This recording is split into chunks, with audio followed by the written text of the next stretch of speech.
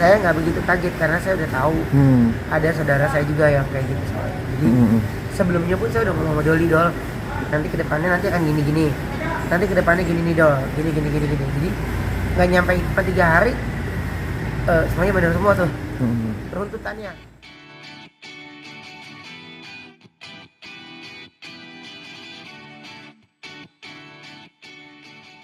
Ya kemarin akhirnya Bang Sapri berpulang gitu. Sementara kan Koben salah satu yang paling pertama dikabari ketika dia sakit ketika itu.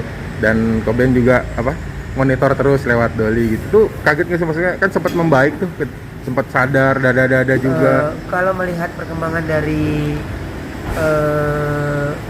almarhum, saya nggak begitu kaget karena saya udah tahu ada saudara saya juga yang kayak gitu soalnya. Jadi sebelumnya pun saya udah ngomong sama Doli, Dol, nanti kedepannya nanti akan gini, nanti kedepannya gini nih Dol, gini. Jadi nggak nyampe 3 hari semuanya benar semua tuh runtutannya. Setelah ini.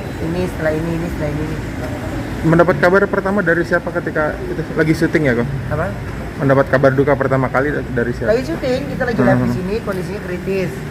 Terus habis kritis, kondisinya kita nggak bisa hubungin lagi. Terus syuting ada adegan relate baru jalan berapa langkah. Kabar duka. Akhirnya Koben malam itu juga menyempatkan untuk datang langsung, seperti apa kok? Sebenarnya terlambat juga saya datang karena saya harus live dulu sebentar kan. Malam itu pun saya minta izin. Gitu, minta izin untuk bisa dilepas jam 12 ya. Karena saya harus bagi waktu, kalau selesai jam 1 ke sana saya nyelawat lagi, nggak cover live ininya. Jadi selesai di sana jam 12, nyelawat sampai jam 1 lewat, setengah 2 udah sampai sini. Melihat istri almarhum ketika di rumah seperti apa kok? Saya masih pantau lewat WhatsApp sih, gitu. Ya pasti masih syok. Kalau kemarin mungkin kalau biasanya kalau di hari itu ya karena masih ramai orang ya, jadi masih belum berasa. Nah nanti kan ketika orang udah pada sepi itu tuh paling berasa ketika orang lain yang nggak ada.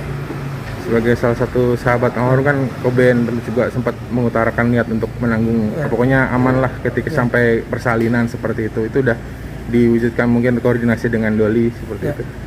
Ya karena amanat yang dia pikirkan sebelum dia pergi, yang dia WhatsApp ke saya sih kayaknya itu yang menjadi beban pikirannya, dan ternyata bener kan gitu. Jadi ya buat saya ya nggak apa-apa lah, kan Sapri juga keluarga ya. Jadi teman juga, sahabat juga, jadi ya bersedih pasti, tapi yang kita harus pikirkan sekarang ini bukan yang udah nggak ada, tapi yang kita pikirkan yang sekarang ini. Sapri punya anak, ada 2 lagi ya. Jadi ada istri, jadi kita sebagai teman-temannya ini harus pikirin bagaimana ke depannya gitu, sehingga di sana juga dia bisa tersenyum, nggak ada beban lagi. Kok sebagai teman kerja gitu kan, seringannya ketemu di studio gitu, seperti apa sih sosok almarhum? Kok kan katanya sering dijailin juga Koben dulu waktu di pelanggang panggung. Dijailin, terkadang dia dagang kita nggak beli dia marah. Jadi kalau dia dagang kita mesti beli. Dia dagang lontong minimal ada 50 lontong kita beli. Nggak boleh 2 biji 3 biji, mesti 50. Jadi apa ya, seru gitu. Jadinya di bahan bercandaan lagi, maksa banget loh gitu. Tapi mau nggak mau kita bayar. Itu mulai dari ya di belakang panggung sampai akhirnya dapat tempat juga di Facebookers gitu, seperti apa sih kak dulu? Nah jadi kalau dibilang saya yakin setiap orang punya proses yang berbeda. Even dia di sebuah ajang kontes bilangnya, wah dia artis yang baru muncul, artis yang instan. Jangan salah, di balik itu mereka punya prosesnya, dimana mereka punya proses panggung ke panggung dulu, mereka punya proses ini liku-likunya. Sama kayak Sapri juga punya liku-likunya gitu. Jadi dia jadi cleaning service dulu di Cagur, dia ini, jadi semua harus melewati proses. Siapapun kalau dia melewati proses, dia pasti akan menikmati hasilnya lebih lama. Itu sih menurut saya. Tapi ketika mereka-mereka yang tidak mau melewati proses, maunya instan, maunya punya duit tanpa bekerja, maunya minta sumbangan tanpa usaha, itu dia nggak tahu ya. Ini sih pemikiran saya, susah yang kayak gitu. Nah kalau Sapri itu membuktikan bagaimana dia dari titik nol sekali sampai dia ada di saat ini. Loh, saya aja dulu istilahnya pernah jadi cleaning service hotel. Ya orang kan berarti ada perjalanannya Ruben ya, melewati fase itu. Jadi setiap orang ketika melewati fase itu dia akan menghargai setiap apapun dia dapatkan. Aku saya baca di satu artikel tuh katanya Cobain sempat melihat ada kejanggalan kayak firasat sebelum dapat kabar duka itu. Mungkin boleh ceritain gitu. Enggak ada itu. Cuman udah ketika dapat kabar harus pasang ini kak, ini kan udah. Pikirannya udah aneh-aneh. Harus ini kak, harus ini kak, udah nggak sadarin diri.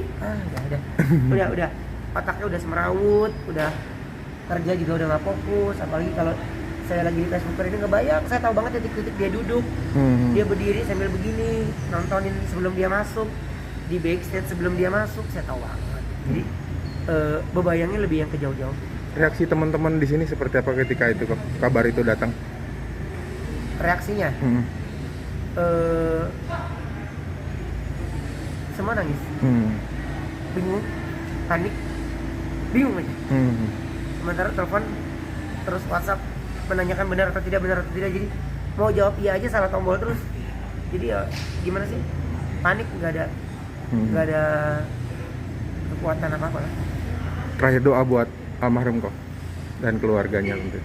Doa buat almarhum, pokoknya buat saya, buat istri dari almarhum diberikan kekuatan, kesabaran untuk Doli dan semua keluarga besar almarhum, diberikan kekuatan, kesabaran, pasti bisa melewati ini semua. Walaupun tidak semudah itu, tapi saya yakin ketika kita melepas dengan ikhlas, itu pasti ada jalan.